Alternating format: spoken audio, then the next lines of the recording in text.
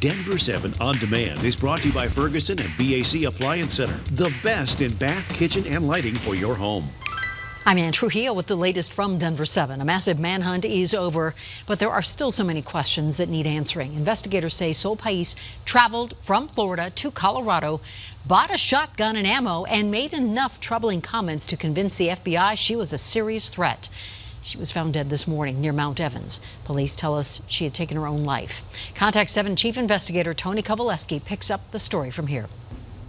These pictures confirmed the end of a 24-hour search. She has been located. She is deceased.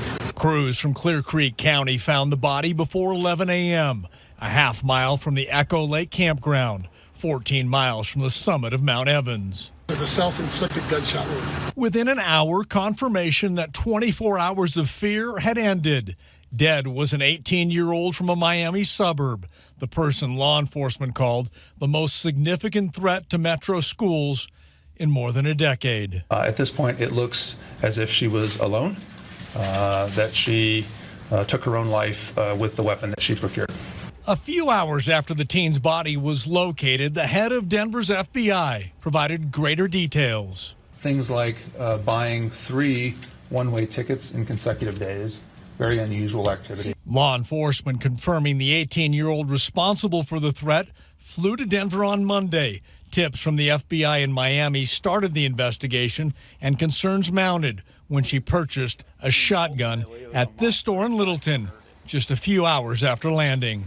We knew that she was in contact with gun stores prior to her departure, and we went to the gun store and determined, in fact, that she procured a weapon. We also learned law enforcement had been scouring the teen's social media, gaining information from friends and family in Florida, trying to confirm her motivation. We didn't know she was a threat until after the weapon had been procured. Earlier today, Denver 7 confirmed the shotgun was purchased at noon on Monday, legally, at this gun store less than 2 miles from the Columbine campus. Was she nervous at all? She did not seem nervous at all. I mean, she seemed normal, just like a normal first-time gun buyer. Store owner Josh Rayburn telling us he sold the gun to the 18-year-old. It took just 20 minutes for her to clear the background check. He showed us this form confirming her clear background. She purchased a Mossberg 500 shotgun and 3 boxes of shells. You said you didn't sleep all night. Moving forward, will you do anything differently? Yeah, I'm going to go back and I'm going to look and see what, if there could have been anything done different. I've been thinking about nonstop, like if there was anything I should have picked up on. Now, as we mentioned, this investigation is only just beginning, and tonight federal agents are focusing on a blog that appears to be from Pais. Jace Larson reports. It is a rambling and mostly disorganized series of rants that focuses on the writer's insistence that she should be somewhere else. There's this entry saying, "I know I'm stuck in the wrong reality, so I guess nothing I do really matters."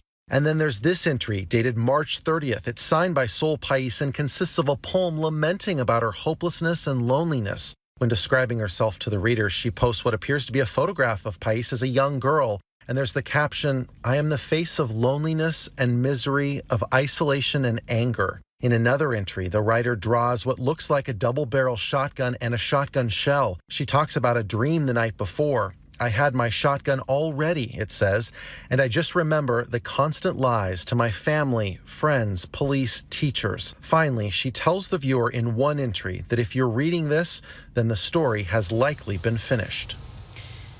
And most people we have heard from seem to agree that schools made the right call by canceling class today. At the time, law enforcement had no idea of exactly where this young woman was or where she was going, only that she was armed and posed a threat to our kids. Still, some have said schools buckled under pressure. Well, here's how the FBI special agent in charge addressed that today.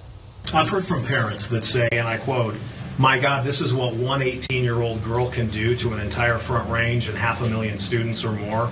What do you say to people that say this was an overreach? As a parent, I would say thank you to the school system for protecting my child.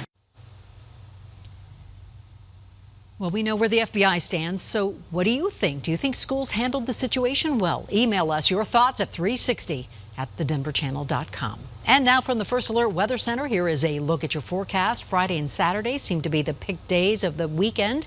Sunday a little cooler on Easter Sunday with some showers, but a nice week ahead. This has been your Denver 7 On Demand update. Thank you so much for joining us, and check back here later tonight for another update. And download the Denver 7 app for breaking news and alerts. I'm Ann Trujillo.